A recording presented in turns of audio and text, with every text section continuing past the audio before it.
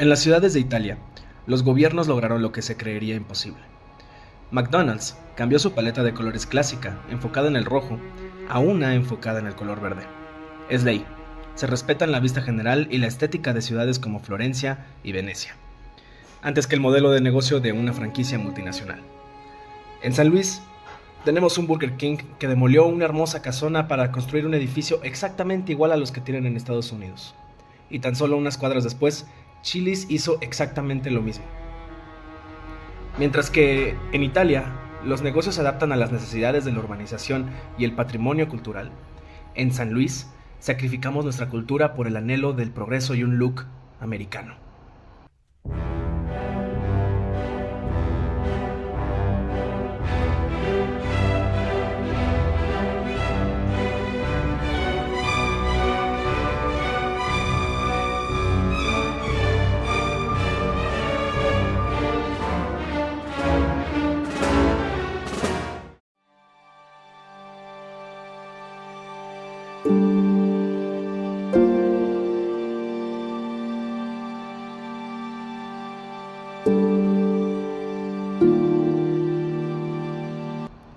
San Luis Potosí es un centro cultural, una de las pocas ciudades que quedan en la República con un centro histórico prácticamente intacto.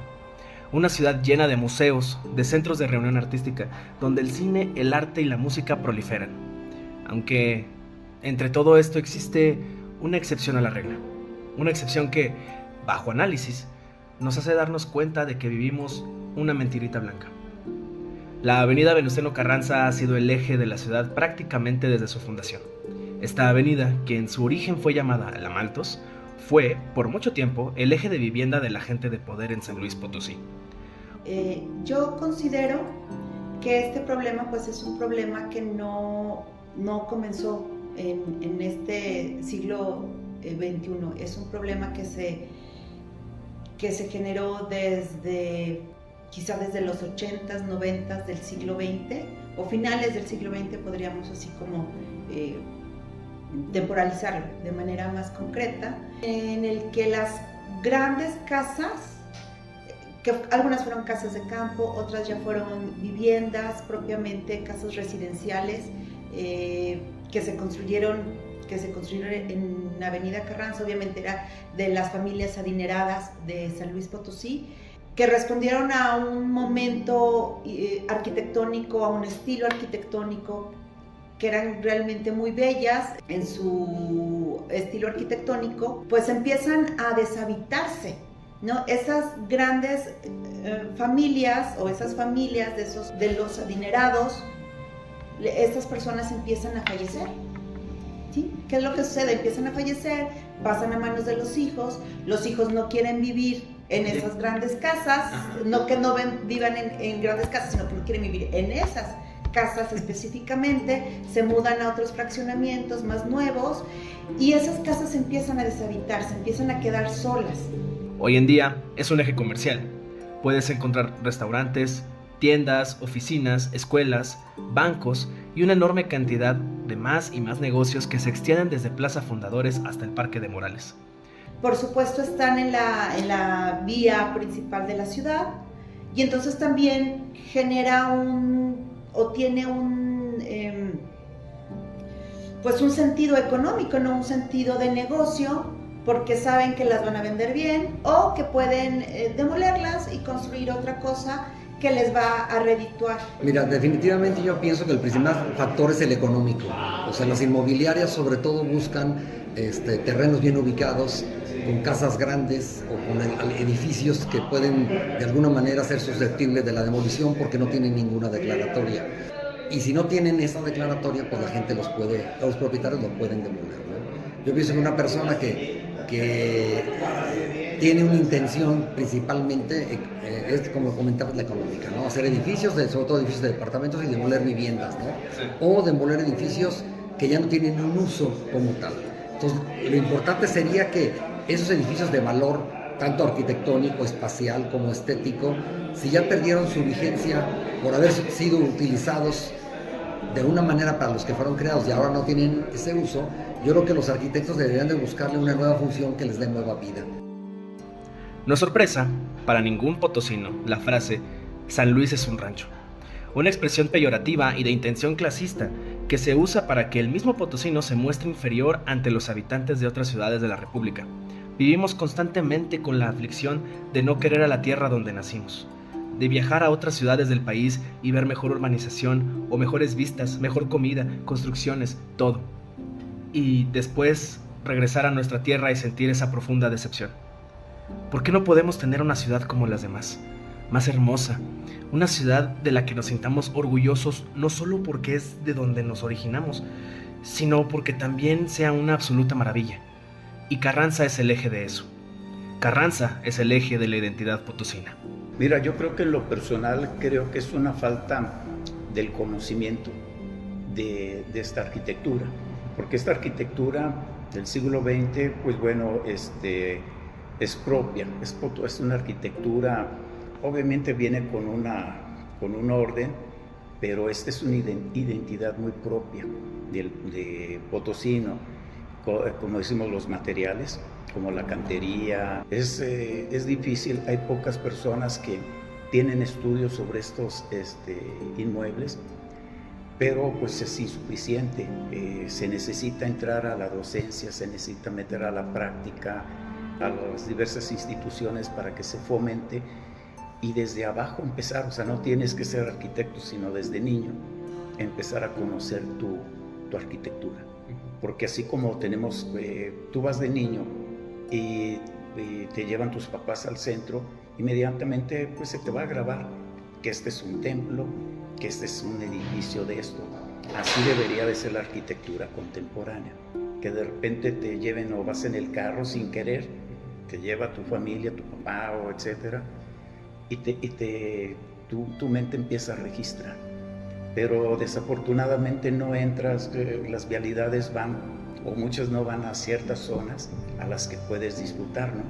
Y sobre todo que se ha perdido mucho del caminar y vivir tus calles, que eso es lo que hace que, como ahora es vehículo, es motocicleta, pues tú vas rápido, y cuando es que vas de paseo, pues vas viendo tus diversas arquitecturas. Unas te llamarán porque son feas por el color, otras porque sobresale porque tiene picos, no sé, pero se te va quedando. Entonces esa es la falta de un guía que te lleve y que te empiece a comentar desde niño. Pero sí, la lectura de la Avenida Carranza era un paisaje urbano verde, con viviendas, con jardines, que lógicamente al quitártelo y hacer esos nuevos edificios que están alineados a la calle, pues le quitaron todo ese paisaje al transeúnte, ¿no? Porque si bien esos edificios no eran propiedad del ciudadano, pero visualmente sí lo eran, son propietarios los dueños de las fincas, pero tú eras propietario de ese paisaje que te lo quitaron, ¿no? Entonces ya demeritó esa avenida por esa calidad urbana y ese paseo, demeritó en esta infinidad de edificios que no tienen ninguna armonía unos con otros, ¿no? Cada edificio tiene una altura, tiene unas dimensiones que no están reguladas. Pues hay una pérdida, una clara pérdida de los valores patrimoniales. Confluyen en la memoria colectiva, confluyen en la identidad. Entonces, desde el momento en que lo rompes, pues ya afectó, porque ya simplemente no. Ay, es que la Avenida Carranza, lo hermoso que era. Porque ya es lo que escuchas, es que era tan bonita, si es que era tan bonita, y ahorita sí encuentras algunos ejemplos todavía, pero efectivamente la Avenida Carranza era muy bonita, era la joya de la ciudad. Entonces claro que afecta, hay una ruptura en la memoria, en la identidad, en los valores patrimoniales. En otras poblaciones del mundo se regían por unas normativas de alturas, a lo mejor la máxima eran decir 4 niveles, pero toda la ciudad está a 4 niveles y es armónica a esa altura, ¿no? Ahorita brincan torres de 20 pisos, de 5, de 4, y esto de alguna manera no hay ninguna de alguna manera norma con relación a lo que se construye. No quiere decir que todo sea igual, pero que sí tenga condiciones similares para que haya una armonía entre las edificaciones, y eso sí afecta al transeúnte, ¿verdad? Definitivamente. También es otro caso el Chilis. Claro. Otro caso que se demolió una finca que tenía una terraza que podía sido muy susceptible de adaptarse al nuevo comercio que era un restaurante. Incluso tenía las condiciones, tenía un jardín, una terraza, espacios amplios para colocar mesas, porque se había reutilizado una vivienda que se había reutilizado como un restaurante.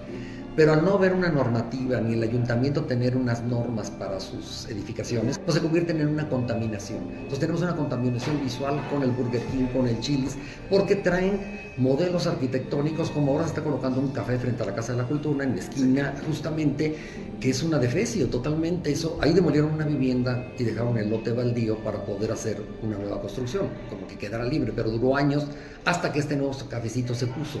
Y se ve ridícula esa construcción porque no es armónica con nada.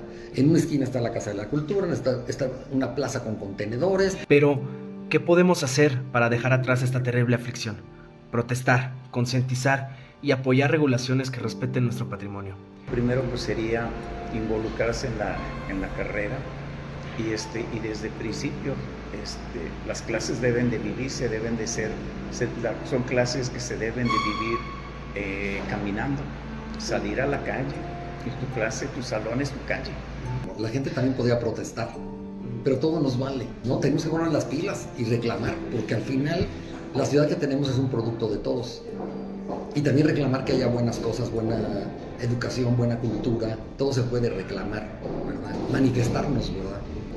Y es muy cómodo quedarte en tu casa y no salir a un meeting o no salir a una reclamación o no escribir un artículo o no publicarlo. Es el consenso y es las diferentes miradas que se pueden tener, los diferentes objetivos, siempre a favor, ¿no?, de crecer, de construir, respetando. Hay que mantener el respeto tanto por lo histórico como por lo que es nuevo. El progreso es un vector que no se puede detener por nada, pero el progreso también puede continuar sin destruir lo que ya estaba antes. Si algo ya está perdido, no hay de otra, ya se perdió. Pero podemos protestar por lo que lo nuevo que venga sea mejor, mientras respeta lo que ya estaba desde antes. Y podemos exigir que lo histórico se quede como está. No se puede proteger lo que no se conoce.